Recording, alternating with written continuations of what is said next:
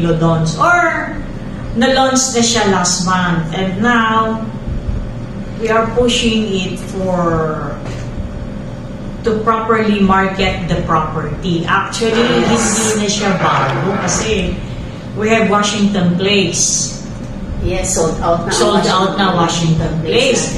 Kasi napakaganda ng location along highway. Malapit siya sa lahat. And now, ang ipipresent naman natin ngayon, ang imamarket natin is the Washington Heights. Yes, Washington So, Heights. Washington Heights, pag sinabi mong heights mataas, it's a condominium. Yes. With 4 buildings na napakaganda.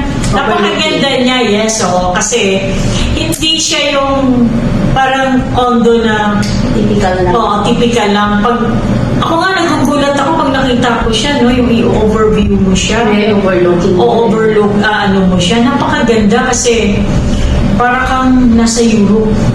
Oo, napakaganda ng concept. Pero yung condo lang binili mo, pero yung view ang Yes, oo. Ang maganda nito, hindi siya yung high-end. Yes. Oo. So, 4 na building. Building 1, facing sa main road. sa main road. Yung Aguinaldo Highway. Along Aguinaldo Highway. And building 2, facing Tagaytay. Building 3, Facing Alabang. and building 4, Facing Cavite to Manila. Manila. So, napakaganda ng location niya. And nakita ng condo na complete amenities, may gym ka na. Yes. Oo, so May wala gym, ka may swimming pool. Oo, swimming pool. Meron tayong mga parks din. May mga gardens ka pa. And then may veranda. My goodness, napakaganda ng ano. So, this condo is a for-selling condo located in Dasmariñas, Cavite. Imagine Dasmariñas, Cavite, along Aguinaldo Highway. So, when it comes to accessibility or accessible ba ang ating condo? Yes, very accessible. Oh. Imagine, along Aguinaldo Highway na siya. Yes, hindi ka na mapasok kung Hindi ka na, saan. oo, yes. May Calax ka na. Hospital, may bagong hospital. Tawid lang yung Medcor.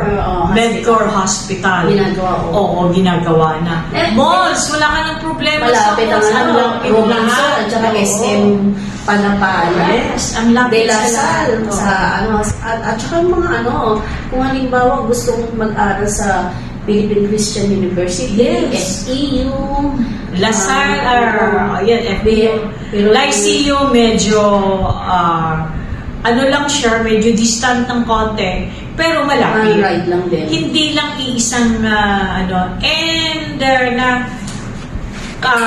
parang magkakaroon din yata in the future ng UP Cavite. Yes. Oo. So, imagine kung gaano kalaki ngayon ang Cavite natin. Hindi natin siya titignan yung ngayon.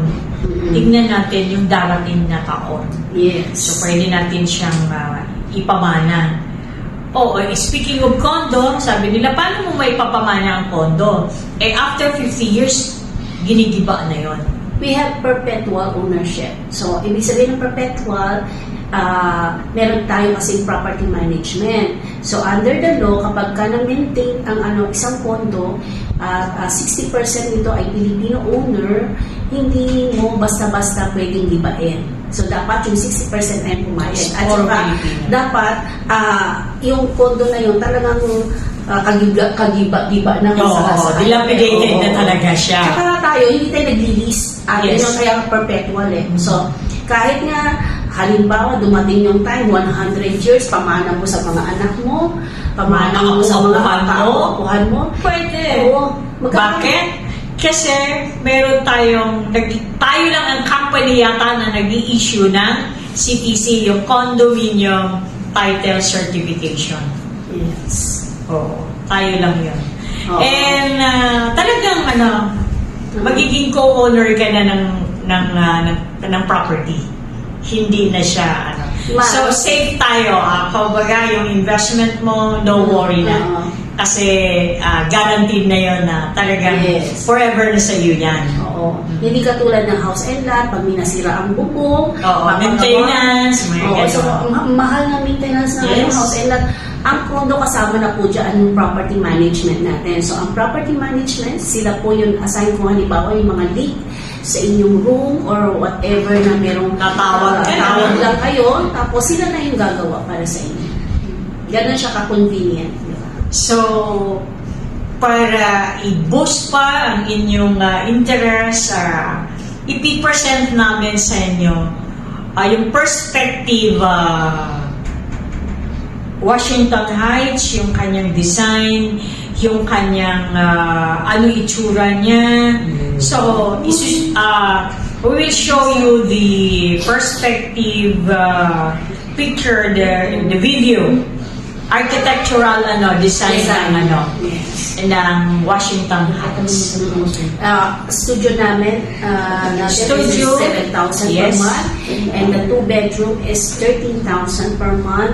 And we have also the 1-bedroom na merong balcony. Yeah. Meron din tayo na studio type na may balcony, so depende po sa gusto niyo yan. Ayan. So, mas maganda, mas maaga kayo dahil habang tumatagal ang panahon, nag-i-increase po. And as of today, ang isang building namin is almost sold out.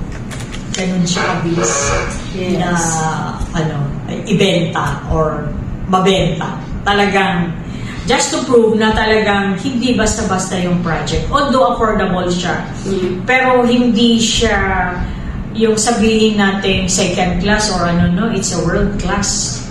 And to take note, our developer also is a world class. Yes, we are under the umbrella of Mega World Corporation. Mega World. And to top it all, yes. So, magpapaalam na tayo. Okay, so Maraming thank salamat. you. Maraming salamat sa inyo and hoping to see you soon on Yes. Washington Heights. See you sa next vlog namin. Okay. Thank you.